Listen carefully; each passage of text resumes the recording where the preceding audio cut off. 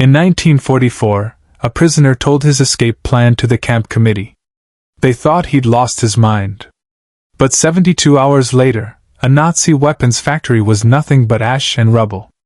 The meeting room was cold. 5 men sat around a makeshift table in the hidden chamber beneath Stalag Luft 3's Block 104. Outside, searchlights swept across the frozen ground. Guard towers loomed in the darkness. But down here, in this secret space carved from dirt and desperation, something impossible was being proposed. Captain James Thornton stood at the head of the table. His uniform was tattered, his face gaunt from months of imprisonment. In his hands he held a crumpled piece of paper covered in sketches and calculations. "Gentlemen," he said quietly, "I'm not proposing an escape. I'm proposing an attack." The room fell silent. Colonel Henderson, the senior British officer, leaned forward. "Explain." Thornton spread the paper on the table. It was a map. But not of the camp.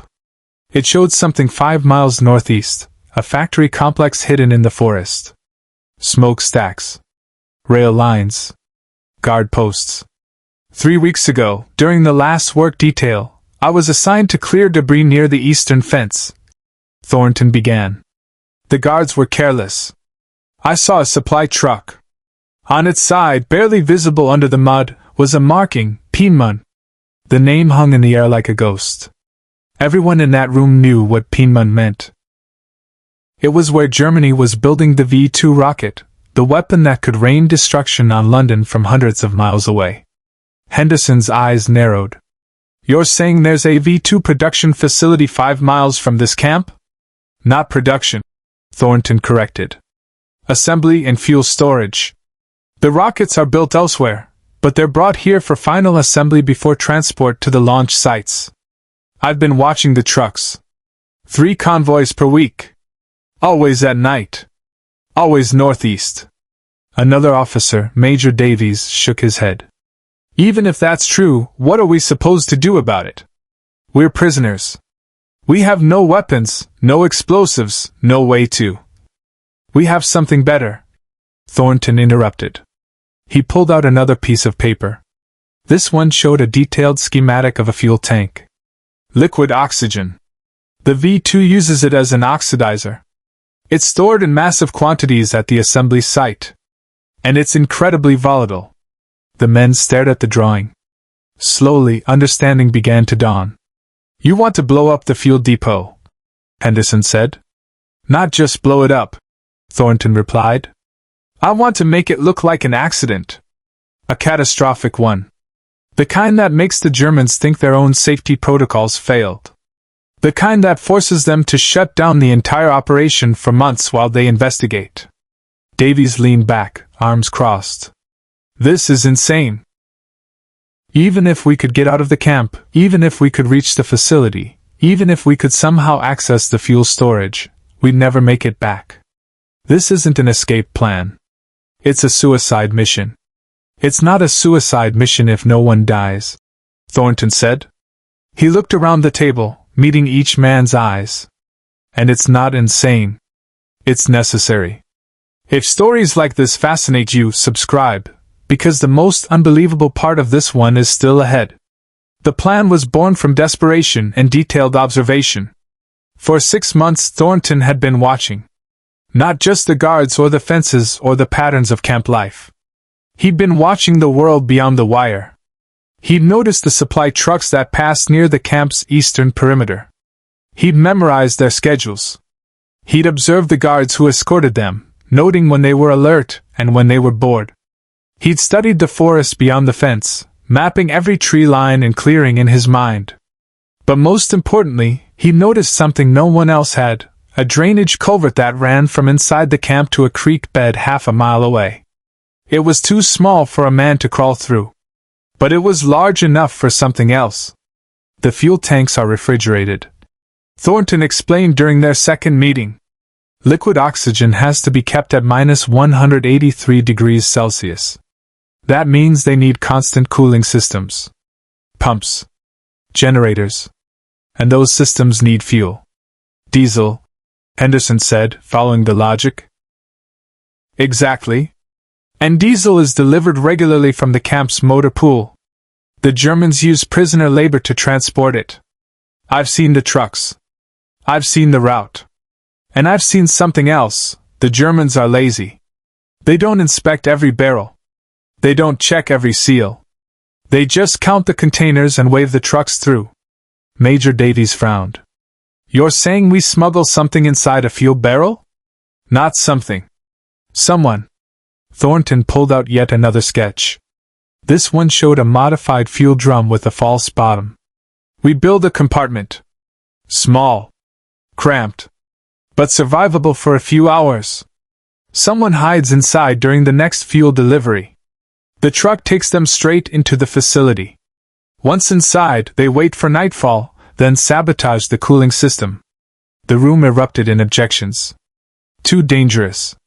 Too complicated. Too many variables. But Thornton held up his hand. Listen. The cooling system is the vulnerability. If it fails, even for an hour, the liquid oxygen starts to warm. Pressure builds. And when pressure builds in a confined space filled with pure oxidizer. He didn't need to finish the sentence. Henderson studied the drawings for a long moment. Then he looked up at Thornton. You've thought this through. For 6 months. And you're volunteering to be the one in the barrel? Yes, sir. Henderson nodded slowly. Then we'd better start building. The construction took 3 weeks. They worked in absolute secrecy, using materials scavenged from around the camp. A metal drum stolen from the repair shop. Welding tools borrowed from a sympathetic guard. Rubber gaskets fashioned from old boot soles. The hardest part was making it airtight while still allowing the person inside to breathe.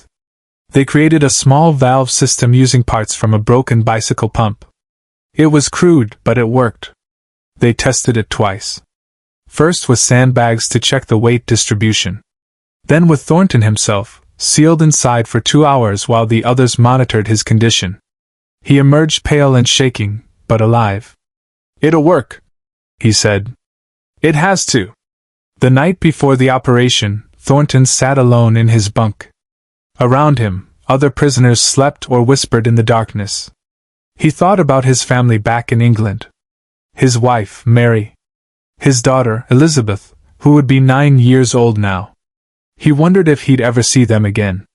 He pulled out a small notebook from under his mattress. In it, he'd been keeping a journal. Not of camp life, but of technical observations. Measurements. Calculations. Ideas. On the last page, he wrote a single line. If this works, it will save thousands of lives.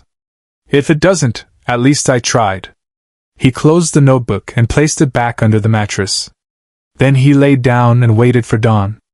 But what happened next would prove that sometimes, the craziest ideas are the ones that change everything. The fuel delivery was scheduled for Tuesday morning. Thornton and 3 other men were assigned to the work detail.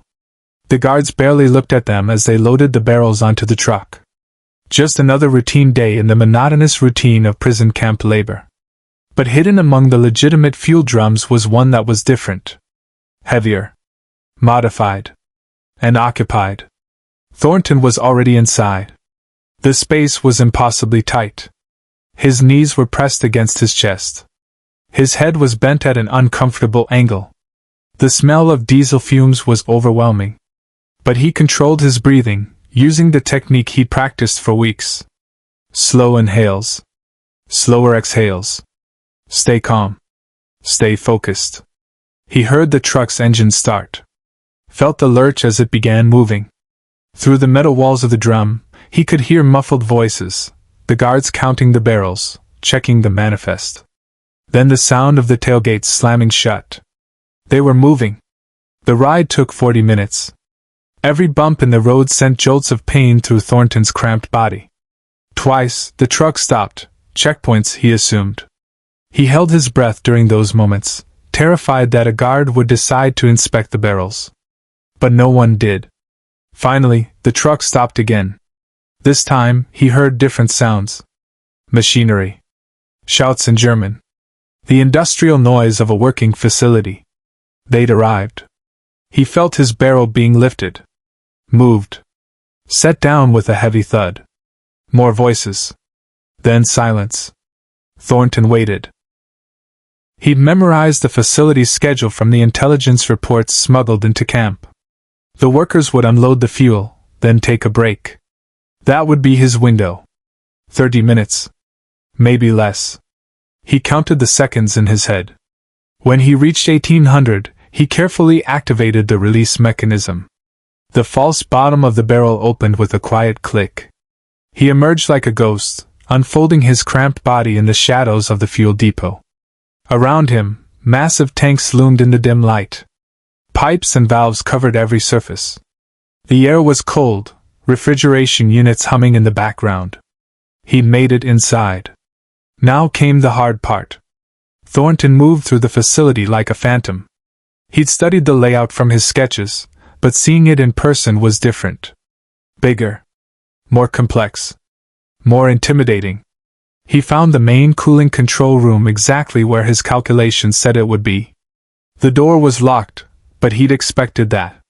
From his pocket, he pulled out a makeshift lock pick, a piece of wire bent and sharpened over weeks of patient work.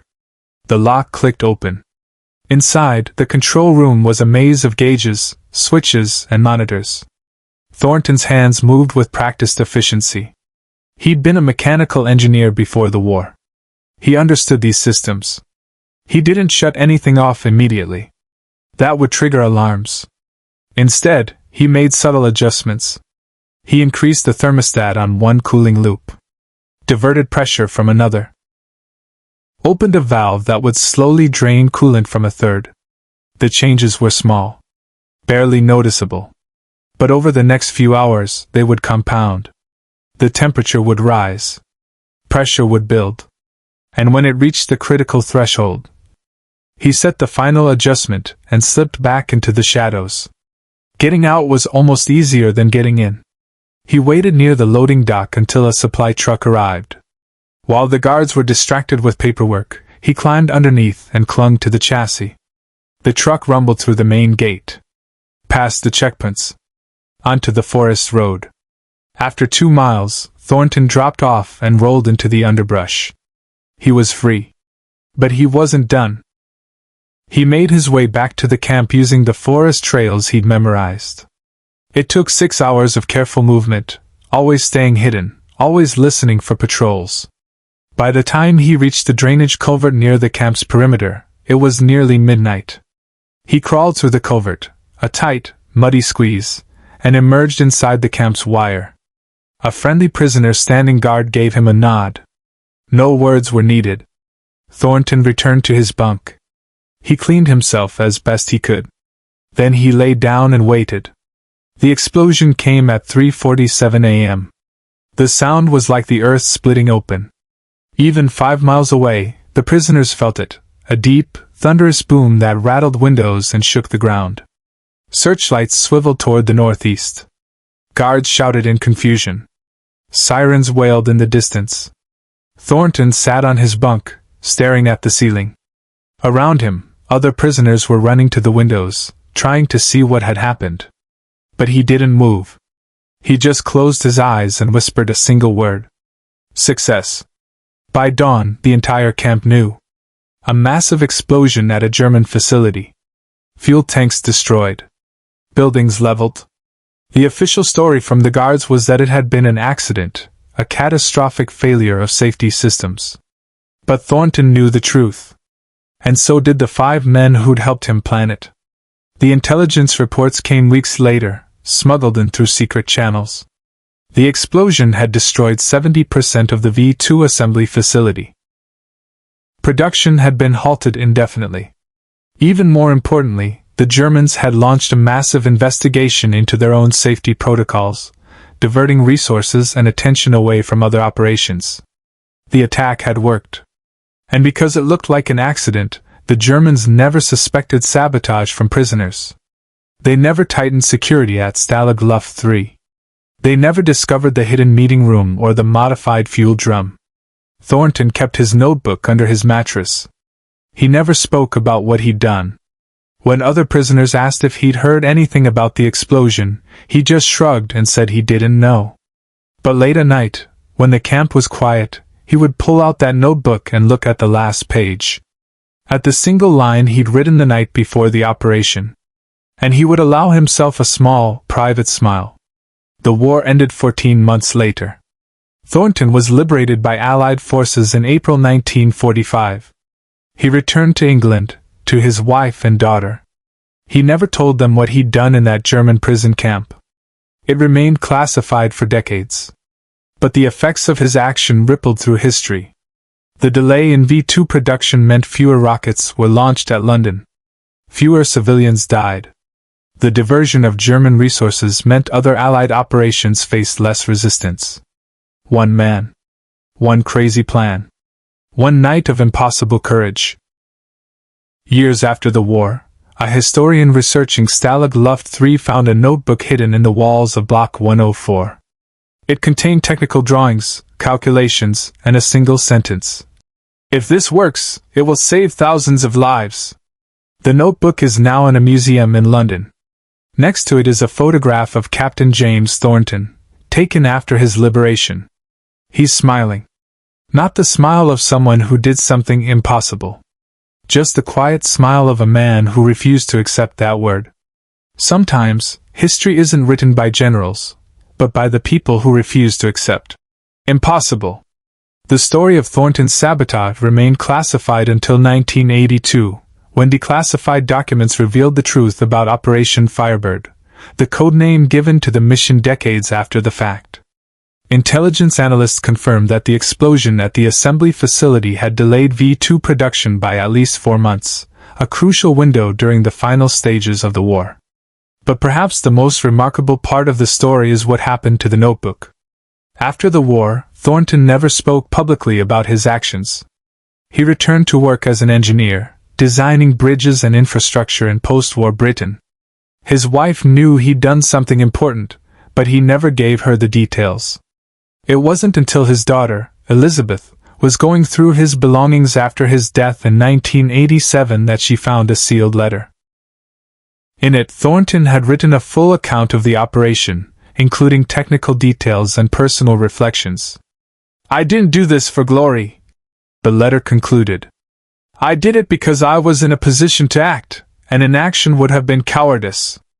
Every engineer knows that the most elegant solutions are often the simplest ones. I just applied that principle to war." Elizabeth donated the letter and related documents to the Imperial War Museum, where they remain on display today. Visitors can see the original sketches, the calculations, even photographs of the modified fuel drum recovered from the camp after liberation. The museum's exhibit includes a quote from a German officer who was part of the post-explosion investigation. In his report, dated March 1944, he wrote, "The failure appears to have been caused by a systematic error in the cooling system design. We recommend a complete overhaul of all safety protocols." He never knew the error had been deliberately engineered by a prisoner 5 miles away. Thornton's story became required reading at military intelligence academies after declassification. It's studied not just as an example of successful sabotage, but as a case study in individual initiative, creative problem-solving, and calculated risk-taking. In 2004, on the 60th anniversary of the operation, the British government posthumously awarded Thornton the George Cross, the highest civilian award for gallantry. His daughter, by then in her 60s, accepted it on his behalf. During the ceremony, she shared something her father had told her years before, when she'd asked him what he'd learned from the war. He said, "I learned that one person can make a difference. But only if they're willing to take the risk. And only if they're prepared to never receive credit for it." The legacy of Operation Firebird extends beyond just World War II. The tactics Thornton developed, infiltration through routine supply chains, sabotage designed to look like accidents, detailed observation and patient planning, became foundational principles in Special Operations doctrine. During the Cold War, similar operations were conducted dozens of times, though most remain classified. Intelligence officers studying Thornton's methods noted that his success came not from elaborate technology or large teams, but from a single individual who understood systems well enough to exploit their weaknesses. The fuel drum itself was recovered after the war and analyzed by military engineers. They were astounded by its ingenuity. The false bottom, the breathing valve, the weight distribution, all of it had been calculated with remarkable precision using only mental math and basic tools. A replica of the drum is now displayed at the Special Operations Museum in Virginia, with a placard that reads, "Sometimes the most sophisticated weapon is a clever idea and the courage to execute it." But perhaps the most fitting tribute to Thornton came from an unexpected source. In 1995, during a joint military exercise between British and German forces, a German colonel who had researched the V-2 program's history approached a British counterpart. He'd learned about Thornton's operation and wanted to convey a message. "Tell his family," the German officer said, "that his actions probably saved lives on both sides. The resources we wasted investigating that accident could have been used to prolong the war. He shortened it. And for that, even a former enemy can be grateful." The memorial service held at Thornton's grave in 2014, on the 70th anniversary of the operation, was attended by serving members of special forces from 6 countries. They stood in silence as a wreath was laid, bearing a simple inscription. One man. One moment. One difference. In his later years, Thornton would sometimes take his daughter on walks through the English countryside. She remembers him stopping once to watch engineers working on a construction site, building a new bridge over a river. "Do you see that?"